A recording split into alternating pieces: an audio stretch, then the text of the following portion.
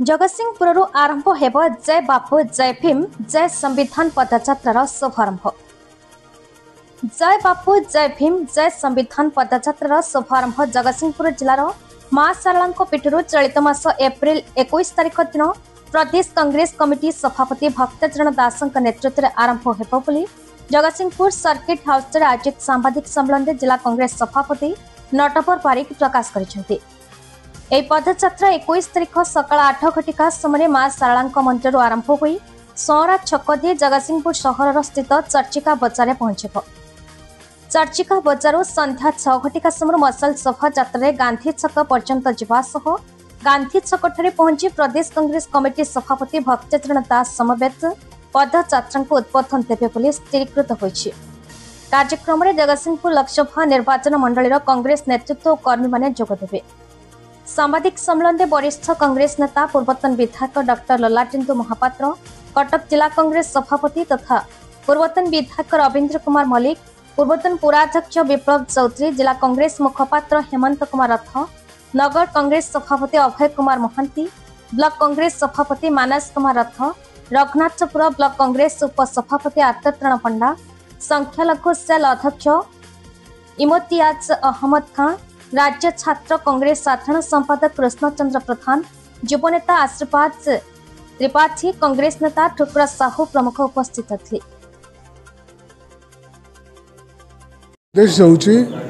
आज समग्र भारत वर्ष पूज्य महात्मा गांधी एवं भीमराव आंबेडकर जो भाव में आगामी पीढ़ी धीरे धीरे भूली जाए चेष्टा कर बर्तमान बीजेपी सरकार महात्मा गांधी को किभली भाव में भारत वर्ष जो सम्मान भारत वर्ष जो त्याग ताको किभली भाव में लोक भूली जातु ये जो हीन उद्यम आरंभ हो संविधान प्रति जो विपद देखा ये कांग्रेस दल नीरव न रही आज कांग्रेस दल निष्पत्ति नहीं समग्र भारत वर्ष में जय बापू जय भीमराव एवं जय संविधान ये जो कार्यक्रम हाथ नहीं प्रथम कर ओडिशा राज्य में जिते कार्यक्रम आरंभ होगा बसला ओडिशार प्रदेश कांग्रेस सभापति भक्तचरण दास निष्पत्ति नेले जे 21 तारिख दिन जगतसिंहपुर मां सारला पीठर ये कार्यक्रम आरंभ हो तो से अनुसार आम आपण मान अनुरोध करूँ जे आसंता 21 तारिख सोमवार दिन सकाल 7टार प्रदेश कांग्रेस कमिटी सभापति एवं प्रभारी जे आमर अजय कुमार लालू एवं प्रदेश स्तर अन्य नेतृमंडल संगे रे जिलार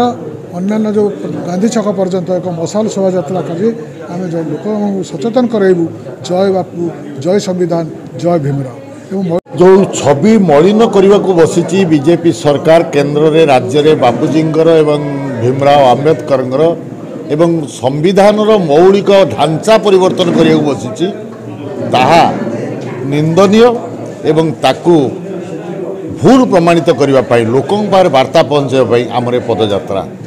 आमर जो पदयात्रा रहा सारला मंदिर बाहर शेष हम गांधी स्टाच्यू पाखे गांधी छक मझिरे भोजन विरति मझिरे जलजोग आपण मैंने आम सहित सहयोग करेंगे आपण मान आशा करूँ